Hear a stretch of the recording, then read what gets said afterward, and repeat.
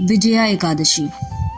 युधिष्ठिर ने पूछा, हे वसुदेव, फाल्गुन गुजरात महाराष्ट्र के अनुसार माघ के कृष्ण पक्ष में किस नाम की एकादशी होती है और उसका व्रत करने की विधि क्या है? कृपया करके हमें ये बताइए। श्री भगवान कृष्ण बोले, युधिष्ठिर, एक बार नारद जी ने ब्रह्मा जी से फाल्गुन के कृष्ण पक्ष की विजया एकादशी से व्रत से होने वाले पुण्य के बारे में पूछा था। तब ब्रह्मा जी ने इस व्रत के बारे में उन्हें जो कथा और विधि बताई थी उसे सुनो। ब्रह्मा जी ने कहा, नारद, यह व्रत बहुत ही प्राचीन, पवित्र और पाप नाशक है। यह एकादशी राजाओं को विजय प्रदान करती है, इसमें तनिक भी संदेह नहीं है।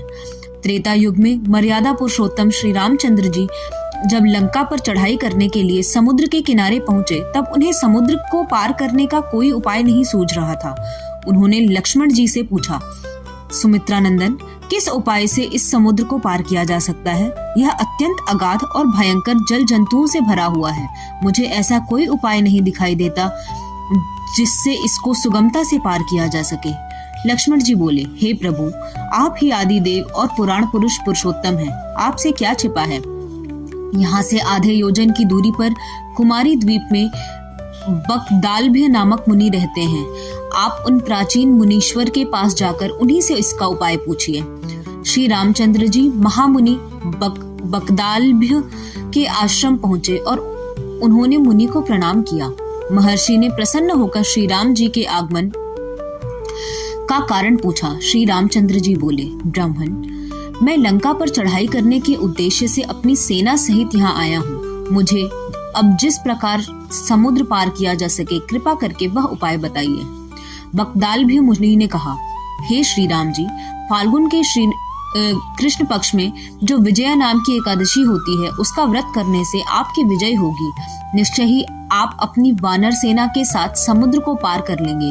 राजन, अब इस व्रत की फलदायक विधि सुनिए। दशमी के दिन सोने, चांदी, तांबे अथवा मिट्टी के एक कलश को स्थापित कर उस कलश को जल से भरकर उसमें पल्लव डाल दें। उसके ऊपर भगवान नारायण के सुवर्णमय विग्रह की स्थापना करें। फिर एकादशी के दिन प्रातः काल स्नान करें।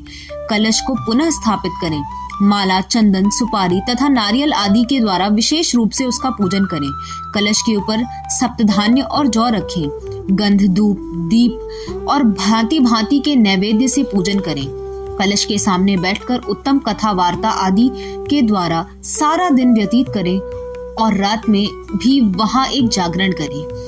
अखंड व्रत की सिद्धि के लिए घी का दीपक जलाएं। फिर द्वादशी के दिन सूर्योदय होने पर उस कलश को किसी जलाशय के समीप, नदी, झरने या पोखर के तट पर स्थापित करें और उसकी विधिवत पूजा करके देव प्रतिमा सहित उस कलश को वेद वेत्ता ब्राह्मण के लिए दान करें।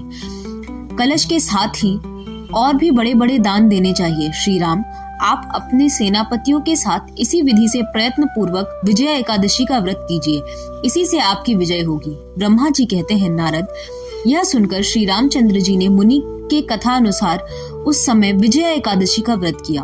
उस व्रत को करने से श्री रामचंद्र जी विजयी हुए। उन्होंने संग्राम में रावण को मारा, लंका पर विजय पाई और सीता को प्राप्त किया।